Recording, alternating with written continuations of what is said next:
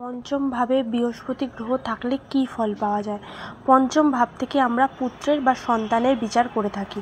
লগ্ন সাপেক্ষে পঞ্চমে বৃহস্পতি থাকলে জাতক জাতিকা জ্ঞানী বুদ্ধিমান হয়, এরা মেধাবী হয়, এদের প্রতিভা থাকে, এরা জীবনে প্রতিষ্ঠা লাভ করে, এদের মনের বেশিরভাগ ইচ্ছাই পূরণ হয়। এই বৃহস্পতি অশুভ অবস্থানে থাকলে সাফল্য পেতে দেরি হয়। সাধারণত এরা শৌখিনভাবে জীবনযাপন করে, মানসিকতা এদের ভালো হয়।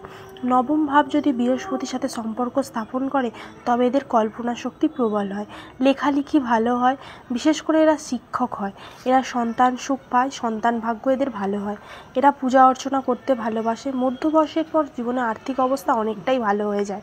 বৃহস্পতির সাথে রাহু যুক্ত হলে এরা রাগী হয়, এদের দূরদৃষ্টি ভালো থাকে।